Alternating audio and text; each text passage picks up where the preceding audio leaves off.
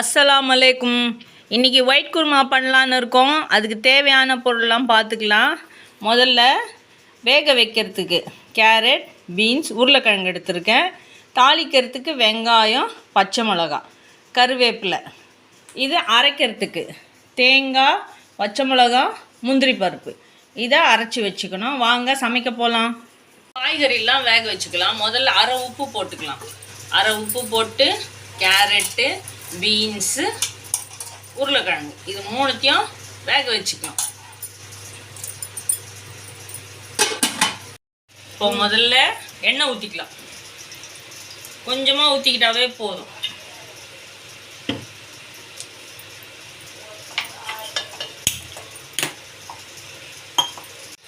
இப்போ பட்டை, லவங்கம், ஏலக்காய், அன்னாச்சிப்பூ, சோம்பு,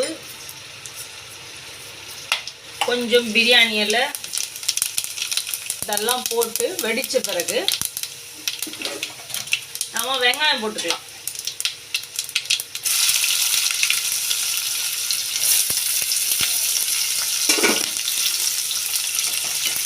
கொஞ்சம் வதங்கினாவே போதும். வெங்காயம் கண்ணாடி பதத்தில் வந்தாவே போதும்.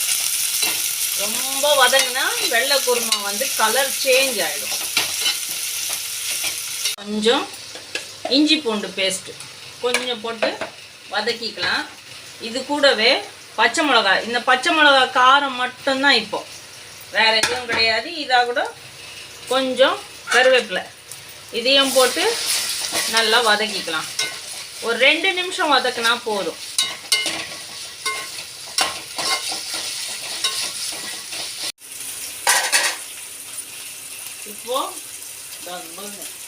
இப்போ வேக வச்ச காய்கறியை இதில் போட்டுக்கலாம்.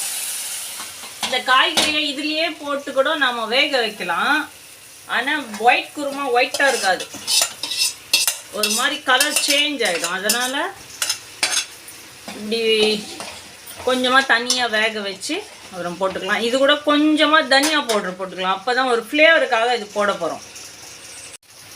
ஃப்ளேவருக்காக கொஞ்சமாக தனியா பவுடர். கொஞ்ச நேரம் கொதிக்கட்டு, எல்லாமே சேர்ந்த மாதிரி கொதிச்சு வரட்டும். உப்பு பார்த்து போட்டுக்கணும். தேங்காய், முந்திரி, பச்சை மிளகா சேர்த்து அரைச்சி வச்சுருக்கேன். இப்போ காய்கறிலாம் வெந்துருச்சு. இதை இதில் சேர்த்துக்கலாம்.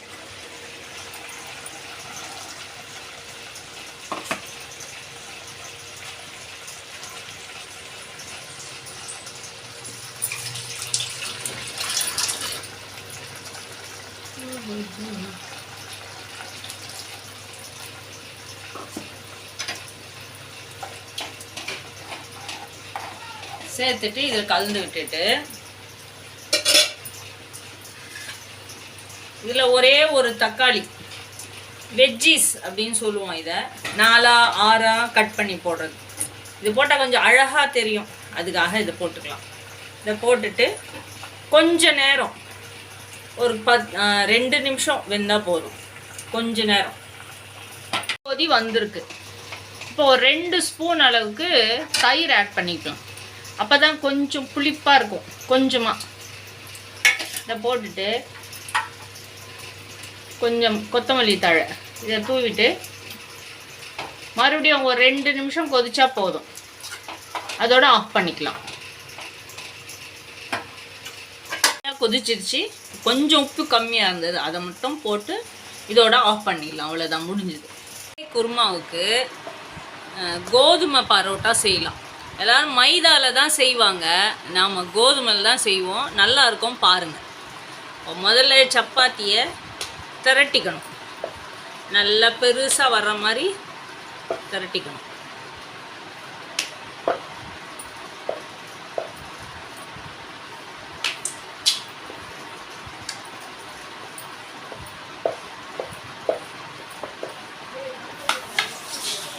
கொஞ்சம் நடுவில் எண்ணெய் விட்டுட்டு இப்படி எல்லா இடத்துலையும் ஸ்ப்ரெட் ஆகிற மாதிரி இப்படி தடவிட்டு விசிறி மடிக்கிற மாதிரி மடிச்சுக்கணும்.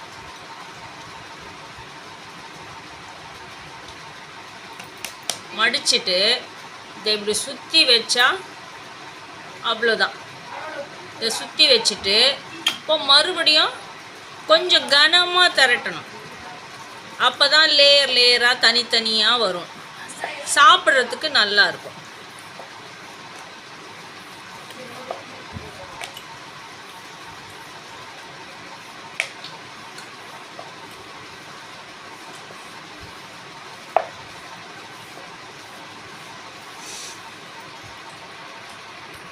நல்லா பேன் நல்லா சூடாயிடுச்சு. இப்போ வந்து நம்ம ரோட்டி போட்டுக்கலாம்.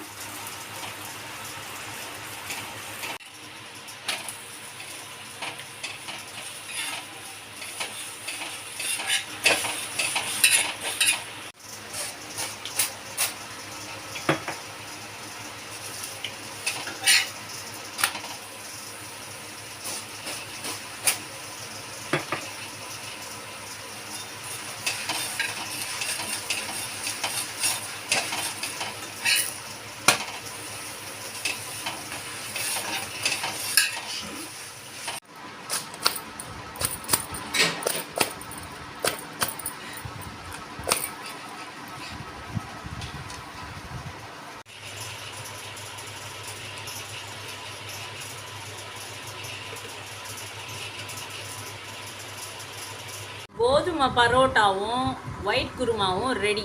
வாங்க சாப்பிடலாம்.